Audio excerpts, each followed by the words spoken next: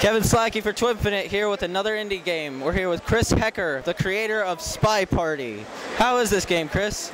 It's coming along really well. I'm really excited how people at EVO, I wanted to come here because the game's a really hardcore competitive multiplayer game, and so I wanted people here who are very hardcore competitive multiplayer players to get a taste of it, and as you can see, like, they are kind of eating it up, so that's cool. I'm really excited about it. It's like, I've been working on it for a couple years, and it probably has a couple more years in it, so it's a long way away. Like, all the art is temporary, but I'm really focusing on the 1 versus 1, core asymmetric gameplay. I'm trying to get that right. So right now what we're looking at is this guy's playing Sniper. So what happens is the game is basically like a fancy cocktail party, and one player controls the spy, which is a character at the party, doing normal spy, party things like having a drink or flirting with somebody or looking at the artwork or whatever. The other person is looking in, trying to figure out which person that is in this party. And now the spy has to accomplish missions that are different from what the NPCs will do while they're walking around in the party. So, for example, they have to bug the ambassador, and there's an animation for planting a small bug on the ambassador. They have to swap a statue for, it changes shape. They have to transfer a piece of microfilm from one bookshelf to the other, that kind of thing. So you can see what this guy's doing. I don't know if you can see, but he's highlighting some people he suspects. Now, he suspects that guy, and he just shot him, and he was wrong. So he thought that guy was it. So why did you think that guy was it? Oh, because he was following the ambassador, right? And then he went to get the book, and then I thought he checked his hand for signal that he put the thing in the book, but it turns out it wasn't him. Yeah, so the idea being that, like, there's a whole bunch of tells that are very subtle, and the subtlety of the tells makes it so it's really hard to figure out who it is. You want to pause while we while he sets up another game? Okay, so what he's doing is now he's choosing his missions. There's a bunch of different, there's 6 different missions. Bug the ambassador, which I already talked about. Contact the double agent, which has an audio tell. You hear that as the sniper.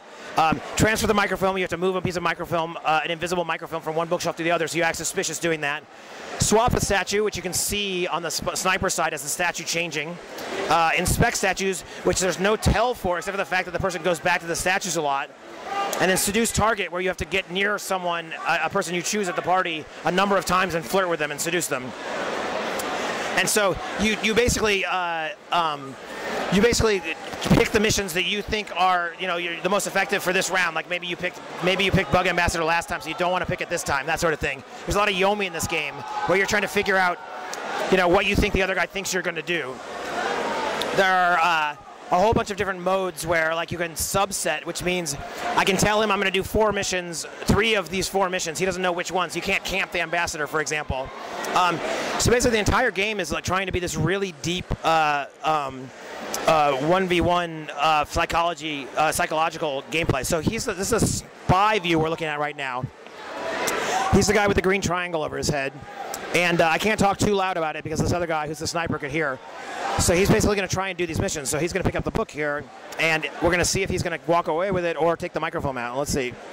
And what he's going to do is take the microfilm out. So that is a tell for taking the microfilm out, right? So if the other guy spotted him, there's a laser sight in the room. I don't know if you can see it. Probably not. It's hard to see with it through a camera, but. So now he's got the microphone. So now he needs to go to the green bookshelf to actually put it into the green bookshelf, and then that'll complete that mission. He's got to do. It looks like he picked. It looks like he picked 5 missions that he's going to try and accomplish, which is pretty challenging. So the red is the seduction target. He's going to try and get next to the seduction target multiple times during the mission, multiple times during the game, until this bar fills up, and then he seduced that target. And that's another mission. But he doesn't want to. But if you just follow the other person around, it starts to look. It's a tell. It starts to look pretty obvious. Let's see. What else is he going to do?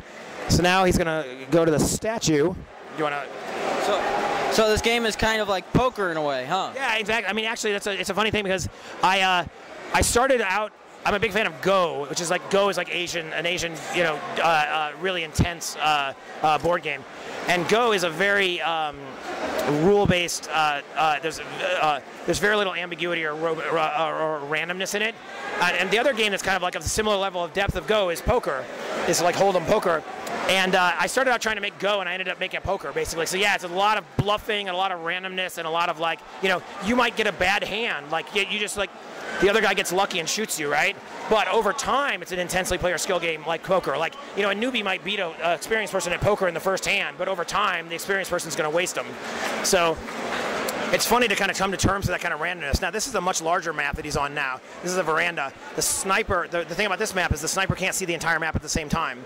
So you know if you can't see the laser, that the sniper can't see at all what you're doing. So it's a lot harder for the sniper on this map. So you can handicap by the different missions you pick, which maps you pick, and that sort of thing.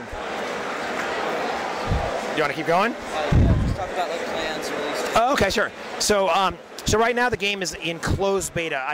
You can go on the website spyparty.com and sign up for the what I call the early access beta. It's basically a Minecraft-style beta, where it's a paid beta program. Right now, you sign up your email address and then you go on a waiting list because I can't support. There's 15,000 people signed up right now, and I can't support all those. So hopefully by the end of the summer, I'll have all those people in and have it open, and then you'll just be able to register. But it's the same kind of deal as Minecraft or Cortex Command or Frozen Synapse, where you pay $15, you get all the game right now, access all the beta forums, and then you get all the updates until I ship, and then you get the full game when I ship. And platform-wise, it'll be on all the platforms. It'll be on PC, on Steam, and everywhere, and local, you know.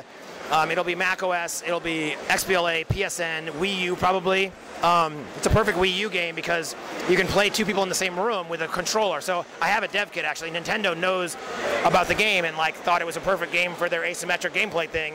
And so I'm really excited about that. I'll probably try and get that working at some point this year. I'm not going to be a launch title by any stretch of the imagination because I'm not done for a long time. But yeah, so I wonder, an iPad would be a good platform for it because you can sit on the, you know, if you got an iPad and a laptop, you can, you know, say play in the same room because playing in the same room is really cool because you can kind of trash talk and stuff like that. What else do we need? What's that? Release date. Oh, release date, I have no idea. Open beta by the end of the summer, release date's years away.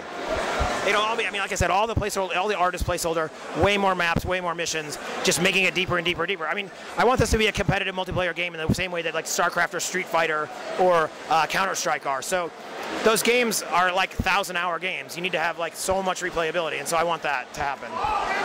Thank you so much, Chris. Yeah, thanks a lot.